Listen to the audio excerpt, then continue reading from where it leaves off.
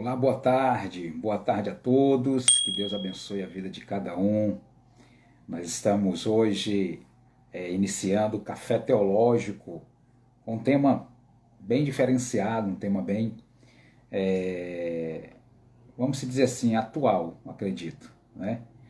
Então eu quero esperar aí os nossos amigos chegarem, enquanto vão chegando vamos estar compartilhando, porque o Café Teológico ele vai está abordando o tema sobre profetas, profecias e as suas consequências, né?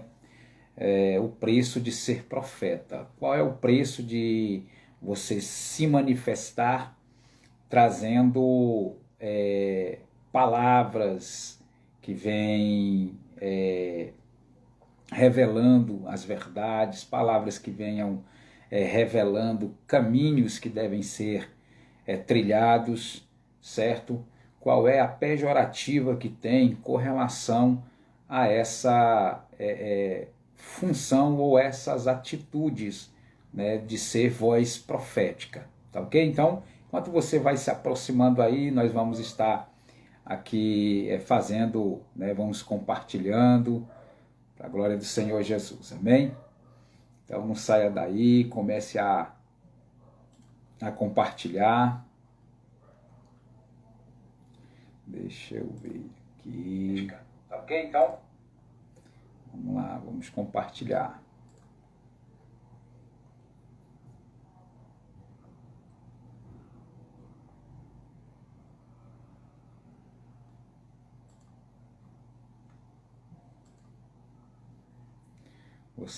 Vou esperar aí você chegar para a gente já iniciar.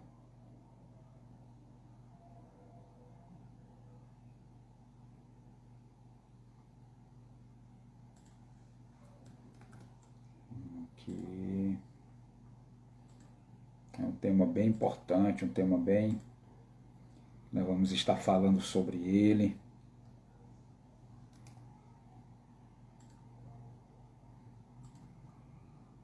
Você que já está chegando, já compartilhe, fale de onde você está falando, diga de onde você está falando, para que a gente possa interagir. Vamos interagir. Hoje o tema está bem, bem sugestivo, bem encorpado aí para nós estarmos discutindo esse tema. É um tema muito interessante, certo? O preço de ser profeta é bem caro, eu acredito, né? Bastante caro. A gente sabe que não é fácil, não. A gente, de repente, Deus usar. Quero mandar um abraço pro meu primo. Já compartilha aí, meu primo, lá de Fortaleza. Meu primo Erivaldo, que Deus abençoe, em nome de Jesus.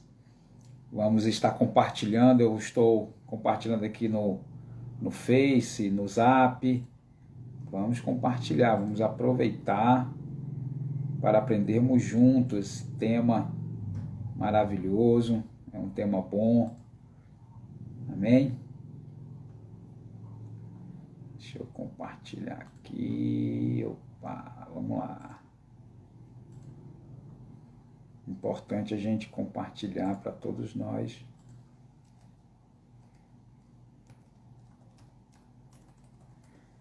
Aprendermos juntos esse tema.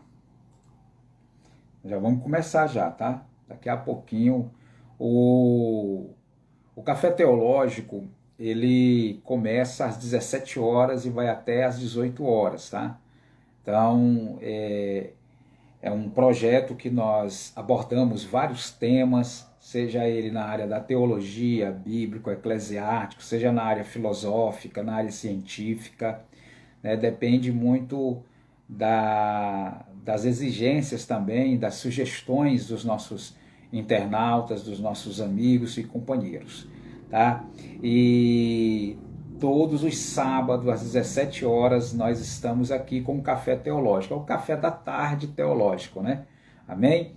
O tema abordado, que será abordado hoje, é o preço de ser profeta, ou a profecia está a favor, a serviço de quem, para quê, porque é muito importante nós analisarmos isso partindo do princípio do Antigo Testamento. O Antigo Testamento ele nos traz aí uma gama de homens que se destacaram, que se levantaram em momentos críticos para poder profetizar. Mas qual é o preço que um profeta paga por falar a verdade? Qual é o preço que esse homem de Deus ou mulher de Deus pagam por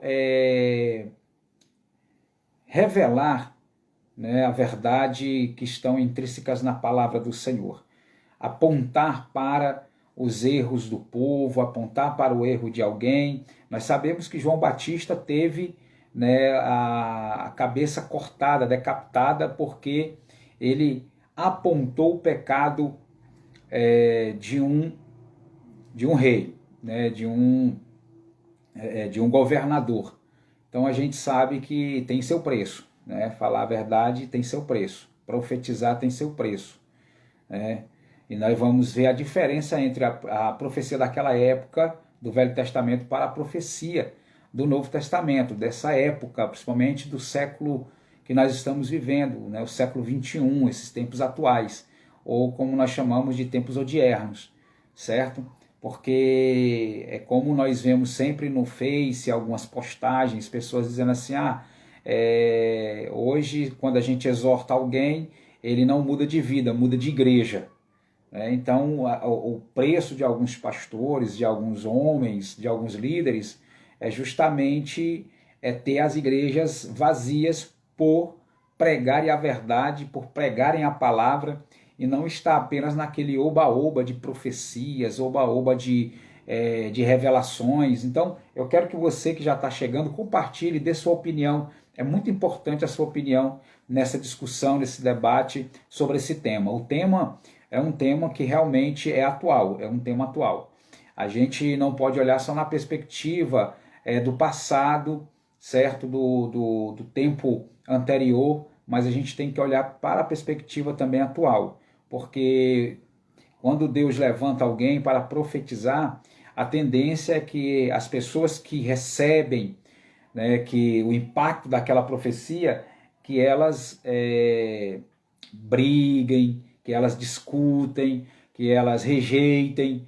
Então, e você? O que você acha disso? Qual é a sua opinião? Mesmo depois do vídeo ter acabado, você pode deixar a sua opinião aí nos comentários, porque é muito importante o seu comentário, tá ok? E a sua sugestão também, sugira um tema que você quer que seja abordado, que você tenha alguma dúvida, tá ok? Então, deixa eu só aqui continuar a compartilhar. Espera aí, nós já vamos começar, tá? Vamos começar já já.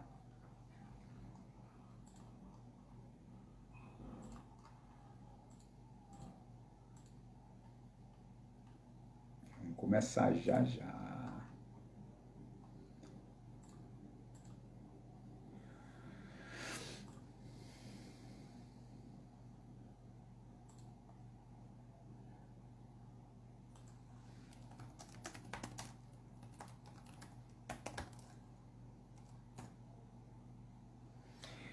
Pois bem, você que está acabando de entrar, diga de onde você está falando, tá? Para a gente poder estar mandando um abraço aí para você e para os seus compatriotas. Mas vamos lá, vamos iniciar esse tema que é o preço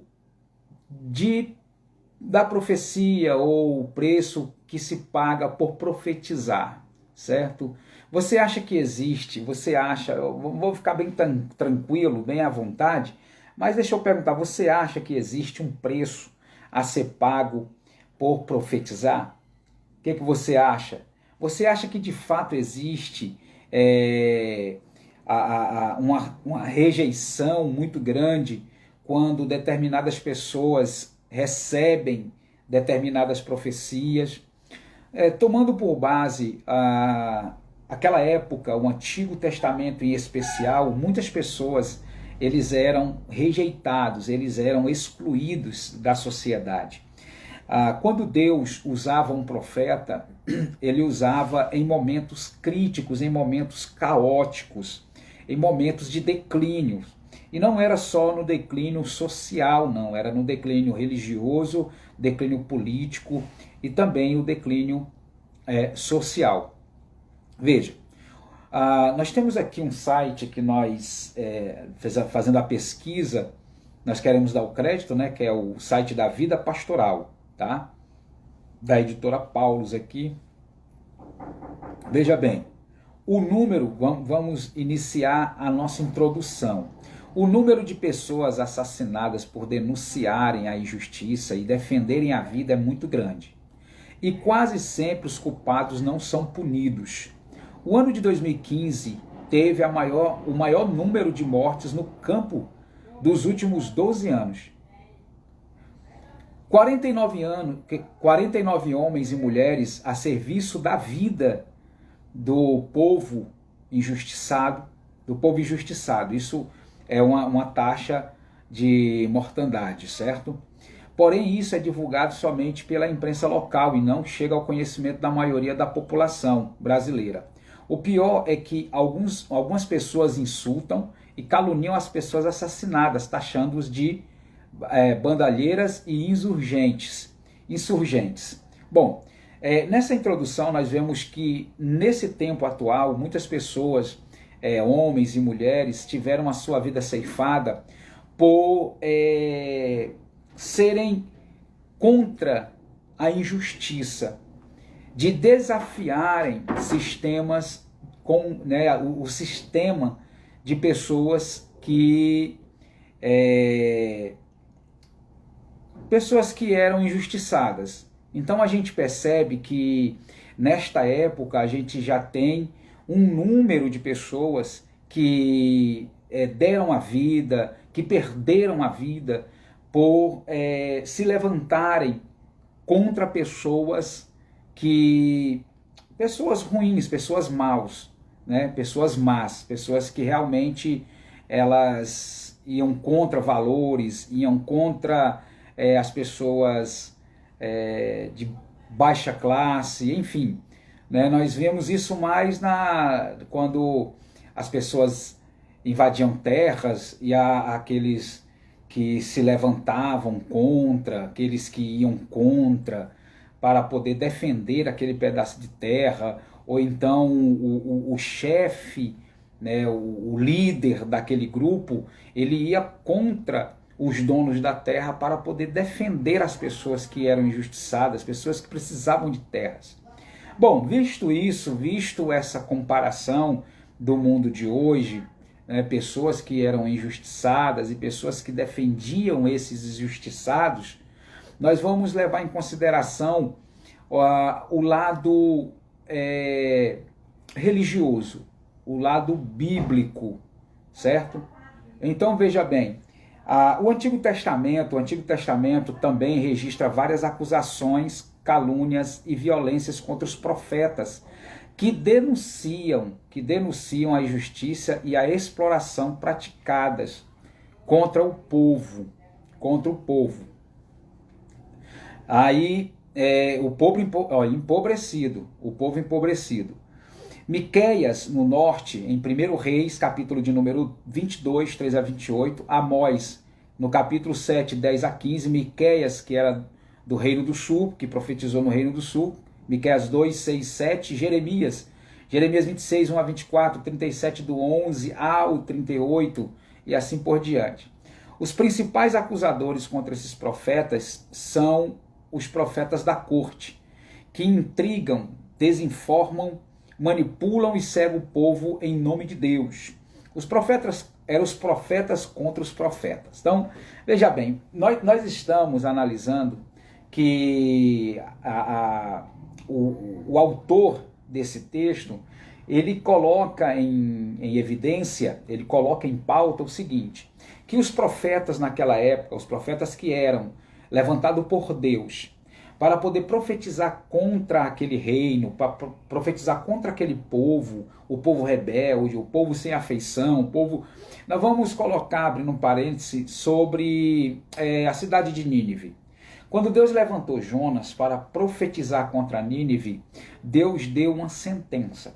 A sentença contra Nínive era para que Nínive fosse destruída, Mas aí Jonas, pelo fato de Jonas, pelo medo, né, Jonas estava com medo de ir profetizar, de ir falar para o rei de Nínive, porque aquela época era muito difícil, era muito ruim, era muito complicado, porque o povo de Nínive, eles eram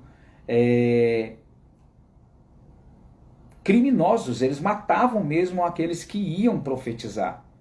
E era vários tipos de tortura, várias formas de tortura que era utilizado contra os que iam profetizar. Então era muito complicado. Então teve um ponto negativo para a negativa, né, para a negativa do profeta. O profeta não queria ir porque sabia que eles iam morrer. Sabiam que ele ia perder a vida justamente pelo fato de ele profetizar contra aquela cidade. Mas aí Deus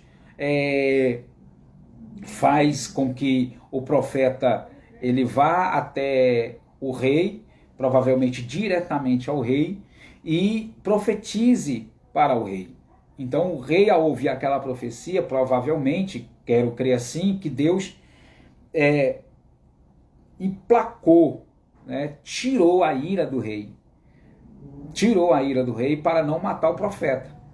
Mas é como o tema, o que nós estamos abordando, ele fala que, infelizmente, muitos profetas morrem por profetizar contra o erro do povo. O erro do povo. Veja como é interessante.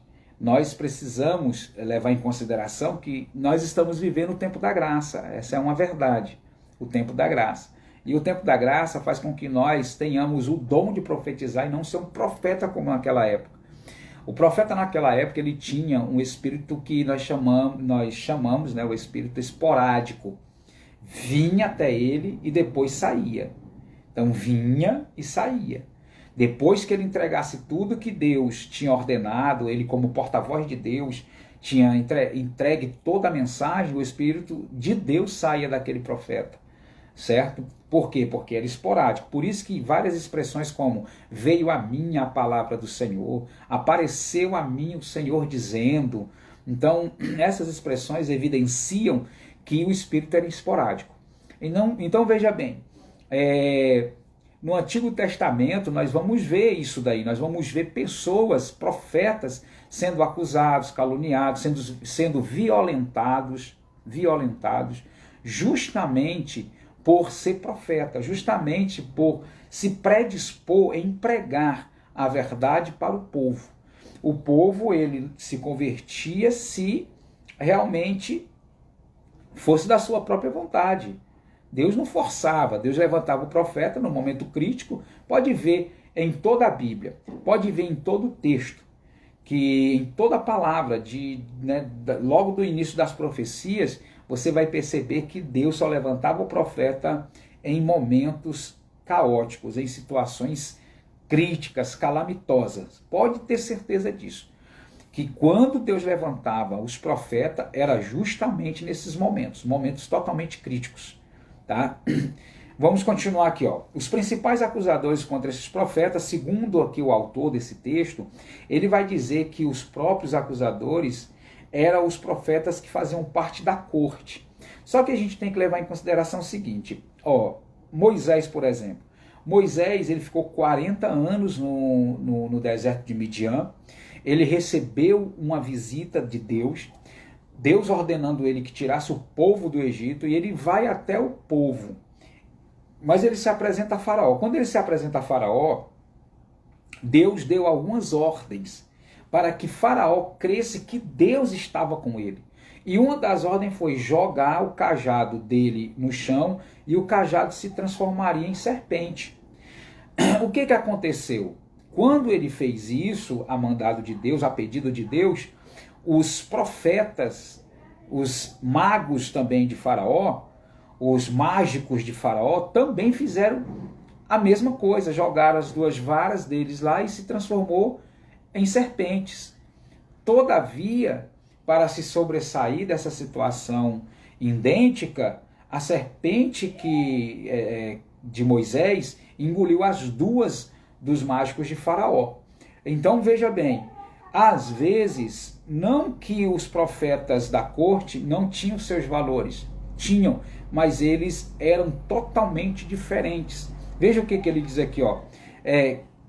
Os principais acusadores contra os profetas são os profetas da corte, que intrigam, que desinformam, manipulam e cegam o povo em nome de Deus. Esses profetas da corte, eles tinham uma função contrária dos profetas enviados por Deus. Então veja bem, às vezes nos nossos dias, existe uma disputa entre líderes, um querendo ser melhor do que o outro, um querendo ser maior, mais importante, entendeu? Quer se sobressair, e às vezes para isso eles querem queimar os seus companheiros de ministério, querem queimar os seus companheiros de reino, vamos dizer assim, certo? Então, justamente acontecia naquela época. Quem são os profetas? Suas profecias estão a serviço de quem? Diante da realidade sofrida do Brasil, onde 5 mil famílias brasileiras detêm 40% do PIB, podemos nos perguntar o que significa ser profeta de Deus na vida hoje. Para você, o que significa? Veja que, olha, 49% do PIB. Pastor, eu não estou entendendo, você está misturando aí. Querido, nós estamos fazendo um paralelo da realidade do Antigo Testamento, da realidade do Novo Testamento, da realidade de hoje. O que acontece? Para que nós servimos de fato? Como homens de Deus e líderes. Nós vemos que a situação do Brasil não está fácil. 49% de pessoas que eles sofrem à margem da pobreza. Pessoas que estão sofrendo aqui no município de Ipixuna do Pará, no estado do Pará, no estado, todo o Brasil está sofrendo com as necessidades básicas de uma família. A necessidade básica de um pai de família e de uma mãe de família. E nós, para que nós, como líderes, quanto líderes, o que nós precisamos fazer? Para que serve a nossa profecia? Olha o que ele faz, olha a pergunta que ele faz. Veja bem, o que significa ser profeta do Deus da vida hoje, ou de Deus na vida hoje? Qual é a nossa função como profetas de Deus? Porque a maior profecia está aqui, gente. Maior profecia. Nós estamos vendo aí pessoas sofrendo e a corrupção aumenta, o governo não cumpre cabalmente as suas prerrogativas, certo? Roubam mais do que tudo, porque é isso que acontece. Infelizmente, roubam demais, certo? É prefeito roubando, é vereador roubando, é deputado roubando, é todo mundo que está nessa corja da corrupção roubando. E nós, como líderes, devemos o quê? Claro, orar para que Deus destrua essa potestade maligna, para que Deus derrube essa potestade maligna, esses principados diabólicos, essa ação do diabo contra as mentes, certo? Destes políticos que só querem corromper as coisas. A Constituição diz o quê? Todos são iguais perante a lei. Não existe igualdade. A igualdade na desigualdade. Entendeu? Tá complicado. Complicado porque justamente essa situação está trazendo uma calamidade nacional. Por quê? Porque o rico fica mais rico e o pobre fica mais pobre. Certo? Fica mais pobre. E é complicado demais essa situação, porque, veja, naquela época, quando um profeta se levantava, pelo menos naquela época, o que acontecia? Deus levantava o profeta, ele profetizava contra a nação rebelde, ele falava contra o pecado do líder, do rei, e com pouca exceção, o rei ouvia, o líder ouvia e se arrependia, se convertia. Se você olhar o pano de fundo histórico de Nínive, eles se arrependeram na pregação de Jonas.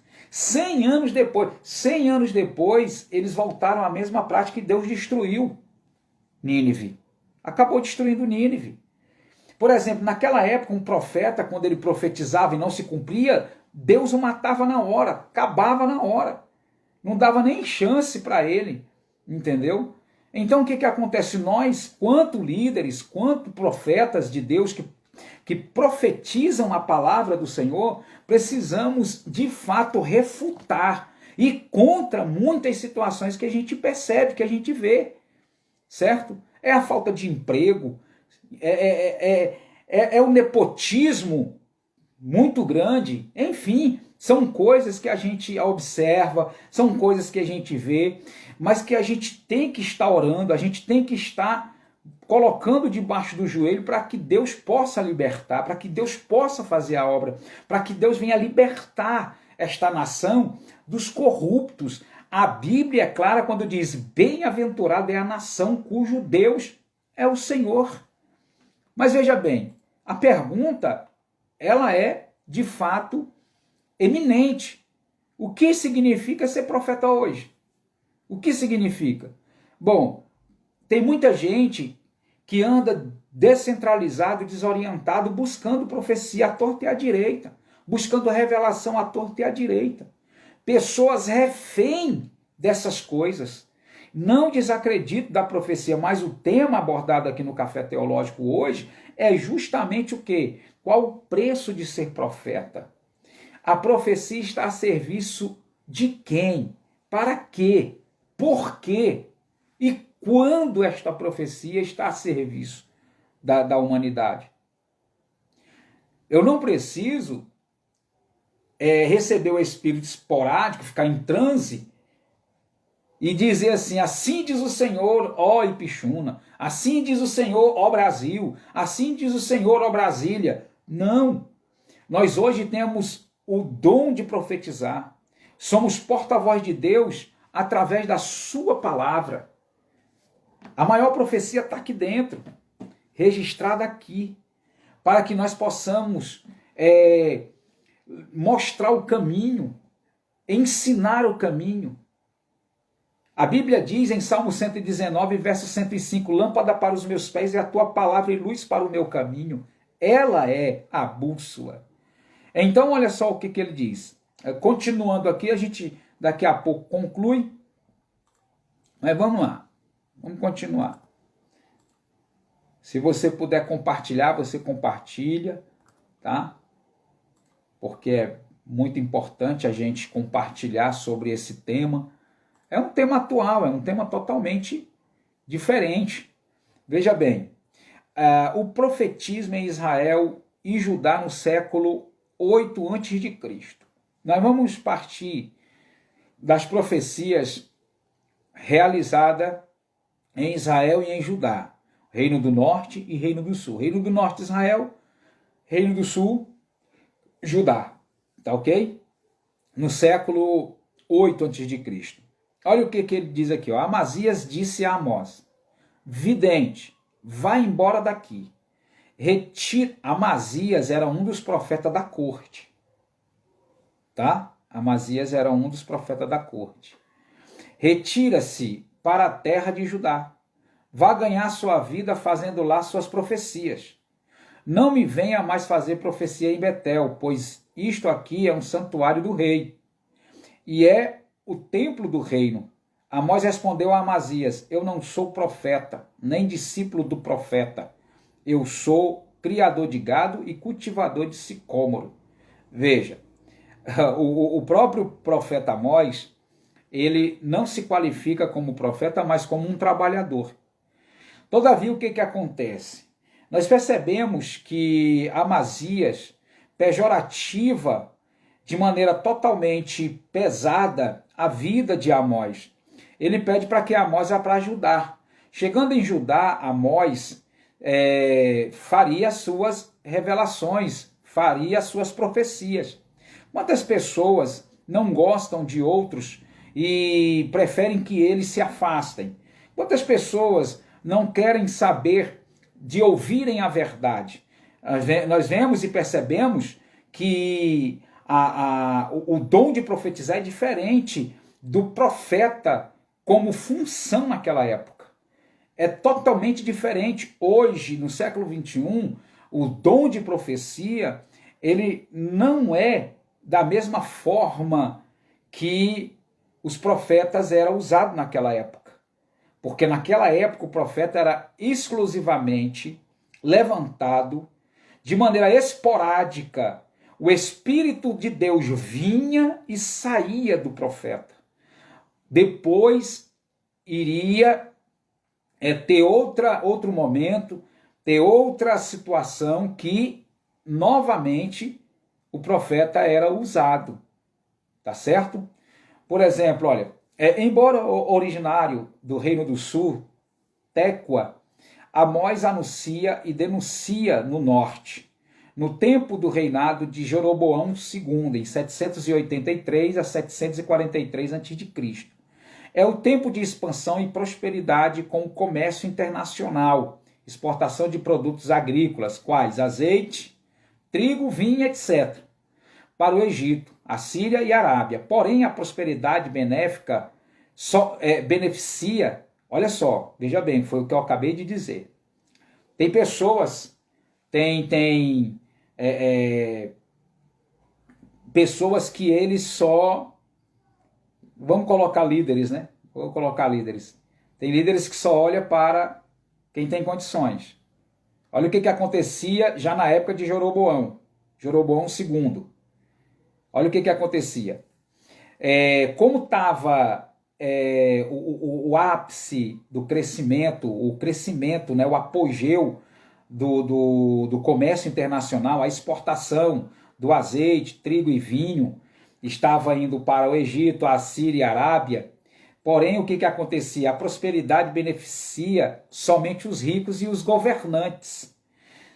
A riqueza naquela época só estava afunilando para os ricos, para a linhagem real, né? Os governantes, eles se usurpavam dessa exportação, dessa aliança comercial. O pobre ficava chupando o dedo, por assim dizer. É que nem governantes. Governante não quer saber da igreja pequena. Governante não quer saber da igreja menor. Governante quer saber das igrejas grandes, das igrejas ricas. Só entram na igreja grande, só entra na igreja rica, não entra na igreja pequena. É difícil. Por quê? Porque são igrejas menores. Nós temos que olhar para este ponto e entender que isso já é antigo. Só tem cara nova, né? Só tem um pano novo. Mas essa história já é antiga. Olha só o que está dizendo aqui. Porém, a prosperidade beneficia somente os ricos e os governantes que roubam, exploram os camponeses. Assim, Amós afirma, eles odeiam aqueles que defendem na porta e têm horror de quem fala a verdade. Porque esmagam o fraco, cobrando dele o imposto do trigo, pois eu sei como são numerosos seus crimes e graves seus pecados. Exploram o justo, aceitam suborno e enganam os necessitados junto à porta. Amós capítulo 5, versículo 10 e 12. Hoje é diferente? Hoje é diferente? De forma nenhuma. Hoje não é diferente. Hoje é da mesma forma. Da mesma forma. É o rico explorando a mão de obra. O Brasil, nós vemos que hoje, infelizmente, ele tem um salário muito baixo, o desemprego só aumenta e os governantes não querem nem saber. Mas os reis também naquela época também não queriam nem saber. O importante era eles se usurparem e usufruírem, certo? Desse grande comércio que enriqueciam mais ainda os seus cofres. Nós temos que olhar para isso, nós temos que refutar isso. A Bíblia, olha o que Amós diz. Porque esmagam o fraco, cobrando dele imposto do trigo, pois, aí Amós fala assim, mas eu sei como são numerosos seus crimes e graves seus pecados. Exploram o justo, aceitam suborno e enganam os necessitados junto à porta. Não tem nem muito o que falar, né, gente? Hoje em dia nós vemos aí municípios, estados, certo? Pessoas sendo refém de serviços públicos, né? Nas portas de prefeituras, buscando um emprego, buscando um trabalho, e ainda são humilhados em portas de prefeituras. Isso é um absurdo, isso é no geral. É no geral. Depender dessas pessoas é tão complicado, que... Mas infelizmente, né, gente, as pessoas precisam. O pai de família precisa alimentar seus filhos. O pai de família precisa levar o dinheiro para a esposa. A esposa precisa levar dinheiro para casa. Quando a mãe é pai ao mesmo tempo, mãe e pai ao mesmo tempo, quando o pai é pai e mãe ao mesmo tempo, tem que suprir a necessidade dos filhos, tem que suprir a necessidade da família.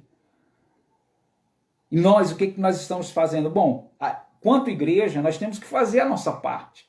Nós temos que estar buscando a Deus, orando a Deus, para Deus quebrar este jugo miserável, para Deus quebrar este jugo infernal, diminuir, acabar, eu acho meio difícil, mas diminuir a corrupção. Ser profeta hoje tem um preço. Levar a palavra da verdade tem um preço. Olha só, diante da denúncia de Amós, atingido até o santuário do rei de Betel, Amós 7:10, Amazias, sacerdote oficial do rei, acusa Amós de ameaçar e subverter a ordem estabelecida no estado. O que acontece? Amazias, como sacerdote profeta do rei, ele faz com que Amós se cale, quer dizer, tentou calar Amós. Por quê? Porque na concepção do sacerdote, quantas pessoas, irmãos? Né? Quantas pessoas favorecem um, aí desfavorece o outro, aí quando aquele está no auge, favorece e desfavorece o anterior. Aí é um puxa-saquismo. Meu Deus do céu, uma coisa terrível. E comparado com mais de não sei quantos mil anos atrás, acontece do mesmo jeito hoje, em todo lugar, no Brasil e no mundo, em todo lugar, certo? E a sua opinião? Eu quero ver a sua opinião, quero a sua sugestão, eu quero ver o seu comentário, né? É pesado, porque olha só o que ele diz. Manda que ele se afaste do país. A resposta de Amós é simples. Eu não sou profeta, nem discípulo de profeta. Sou criador de gado e cultivador de sicômoro. Será que Amós não é um profeta? Quem é o profeta? Qual a função? Ontem, como hoje, há vários tipos de profetas e de profetisas. Um grupo de profetas na Bíblia pode ser classificado como profetas oficiais, foi o que eu disse. Na época do Velho Testamento, a esporadicidade, ele era evidente e eminente para uma situação X, uma situação peculiar, singular.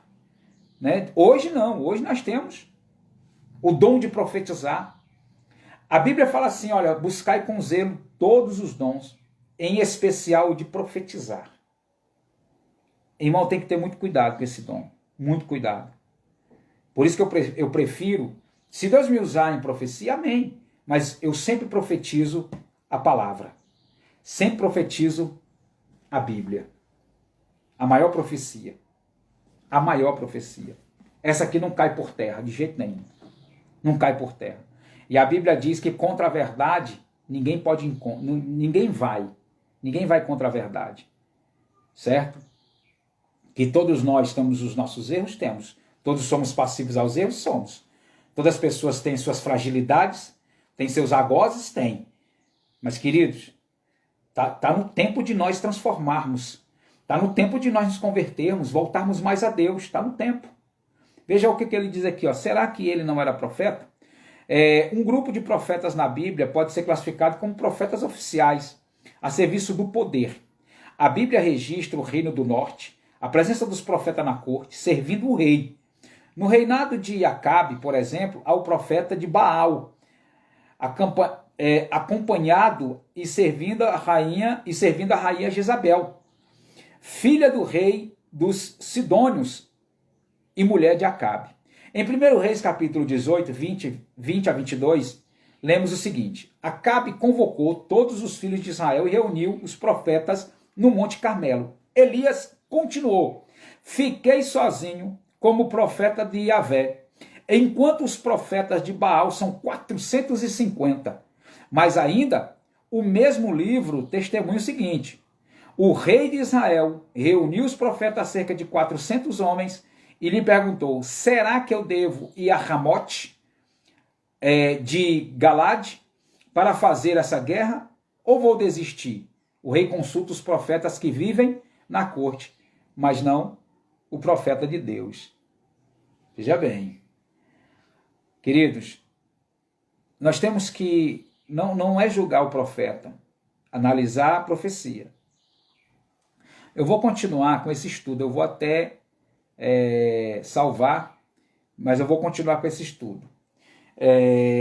Veja bem, nós sabemos que o preço a ser pago é rejeição. Era a mesma coisa que acontecia com os profetas daquela época. Eles eram rejeitados, totalmente rejeitados, viu? Os profetas daquela época, eles eram rejeitados. Alguns eram mortos. Isaías foi cerrado ao meio, porque profetizou contra a Babilônia, contra o pecado de Israel, contra o pecado de Judá, enfim. Os profetas naquela época sofriam demais. E hoje, quando você fala a palavra, é como foi dito, né, no início. Tem pessoas que elas preferem mudar de igreja, mas não muda de vida. Muda de igreja, mas não muda de vida. Deus lhe fez a chamada. Deus me fez uma chamada. Deus, ele carimbou uma chamada. Aí o que acontece? Quando nós pregamos a verdade, quando nós pregamos a palavra, pessoas, elas não querem ouvir. Não querem.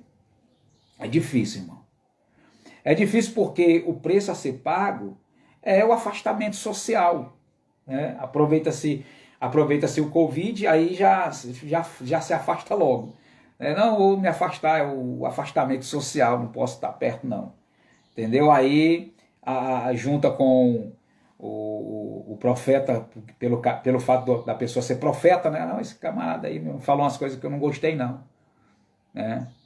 Então, a Bíblia, ela lhe dá toda a prerrogativa, ela me dá toda a prerrogativa de como eu devo andar, de como eu devo prosseguir. Certo? A Bíblia diz que quando nós nos prostramos, quando nós caímos, nós devemos levantar, nós devemos caminhar, nós devemos dar a volta por cima, nós devemos seguir, prosseguir avante. A vida não é fácil, não. Se a vida fosse fácil, irmão, acho que a maioria, de quase 7 bilhões de pessoas, elas serviam a Deus com muita dedicação, com muito amor, com muito carinho, mas as coisas são difíceis. Pessoas que são amantes de si mesmo, pessoas que são presunçosas, pessoas que são individualistas, que são partidaristas, pessoas que só querem saber de si mesmo, pessoas que só querem saber de um grupo, só querem saber de... Esta é a vida, este é o mundo. E quanto líder, quanto pastores, nós devemos parar de ficar discutindo, brigando um com o outro. Né? Nós devemos orar, unir para derrubar esta muralha, dar a volta nas muralhas de Jericó para que eles caiam, sejam destruídos, e não criar mais muralhas. A gente cria muralhas, continua criando muralha, né? A igreja A é melhor, a igreja B é melhor, a placa denominacional que leva para o céu, não sei o quê. Queridos, isso tudo vai acabar, pode ter certeza disso, não vai existir mais.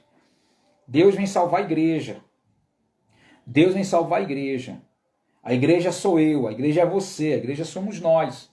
Deus não vai levar templo, Deus não vai levar a placa da Assembleia Batista Presbiteriana, a Igreja Evangélica Avivamento para esta geração, Igreja Congregação Cristã do Brasil. Não, Deus não vai levar placa. Claro que os hereges têm que vigiar, nós temos que estar refutando, criando a apologia para que as heresias caiam por terra, correto?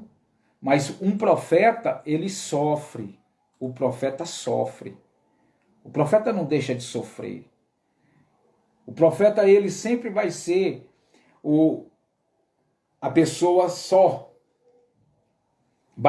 João Batista andava sozinho no deserto, vestido de pelos de camelo, comia mel silvestre, comia gafanhoto, era o alimento de João Batista. Né? Jesus um dia falou assim, e o profeta não tem honra na sua pátria. E de fato não tem. De fato não tem. Certo? Então nós queremos, neste debate, aqui nessa discussão, com esse tema, o preço de ser profeta. Nós vamos continuar ele sábado que vem, às 17 horas. Eu quero convidar você para não perder, para estar junto conosco, porque é muito importante nós discutirmos. E mesmo depois que terminar aqui essa live, deixe a sua opinião, deixe a sua sugestão, dê aí peça um tema que você tem dúvida, um tema que você tem dúvida aí, um assunto que você... eu gostaria que fosse falado sobre esse assunto. Aí nós vamos estudar esse assunto, vamos estar falando sobre esse assunto. Tá certo? Então, para nós finalizarmos, concluirmos, desde o final do reinado de Jeroboão II até a queda de Samaria, em 743 a 722 a.C., Oséias, aí já não é Amós, Oséias. Oséias é o primeiro livro da composição dos profetas menores, depois de Daniel. Nós temos aí 4 profetas maiores com 5 livros escritos, né, da profecia dos profetas maiores, que é Isaías, Jeremias, Ezequiel e Daniel, sendo que Jeremias escreveu Jeremias e Lamentações de Jeremias, tá certo? Então são 5 livros e 4 profetas, tá bom? Não vai esquecer. E depois de Daniel tem Oséias, que é o primeiro livro dos livros dos profetas menores. Oséias exerceu sua atividade no reino do norte e se defrontou também com os sacerdotes e profetas da corte. Ainda que ninguém acuse, que ninguém conteste, ou levanto acusação contra você, sacerdote. Você tropeça de dia, o profeta tropeça com você de noite, e você faz perecer sua própria mãe. Oséias 4, 4 a 5. Oséias acusa os sacerdotes e os profetas de não instruírem o povo segundo a lei de Deus, Oséias 4, 6 e 10. A serviço do Estado, os profetas estão desviando o povo. Olha só, tem gente que, por estar preso, a determinadas pessoas, a determinadas situações, eles estragam tudo. Certo? Eles criam inimizade com quem antes eles eram amigos, por causa de posição. Olha só o que Oséias fala. Olha o que Oséias fala. Você, sacerdote, e você, profeta. Um tropeça de dia, outro tropeça de noite. Um tropeça de dia, outro tropeça de noite. Você tropeça de dia, o profeta tropeça com você à noite e você faz perecer sua própria mãe. Bom, é claro que isso aqui é uma metáfora, que é um sentido figurado. Quem é a mãe aqui nesse texto, nesse contexto, nessa conotação? Ora, gente, é muito importante quando nós percebemos que desde aquela época nós vemos as mesmas coisas acontecerem hoje. Aquelas profecias se cumprindo cabalmente, gradativamente nos nossos tempos. certo? Pessoas que você tinha como companheiros, como amigos, só porque tem uma função, tem um cargo, nem olha. É uma coisa absurda, absurda, certo? Hoje todo mundo sofre estes problemas, sofre essas situações. Oséias capítulo 4, ele fala o seguinte: o meu povo é destruído por falta de conhecimento. Porquanto rejeitaste o meu conhecimento, eu também te rejeitarei. Ó sacerdote e profeta. Esse sacerdote e esses profetas eram da corte, era o que estava do lado dos governantes, do lado do rei, né? Estava ali, puxando o saco, junto com ele, falando o que ele quer ouvir, não o que ele precisa. Irmãos, o martelo que esmiuça a penha é a palavra do Senhor. E essa não volta vazia. Que Deus abençoe sua vida, que Deus abençoe sua família, sua casa. Vamos estar orando pelo Pará, vamos estar orando por Ipixuna do Pará, vamos estar orando pelos governantes, vamos estar orando para que Deus destrua, acabe com toda a corrupção em nome de Jesus Cristo nesse Brasil, que esse Brasil precisa de Cristo, esse Brasil precisa de uma intervenção divina. Amém? Deus abençoe e até sábado, se Deus quiser, com esse mesmo tema. Um abraço e um beijo.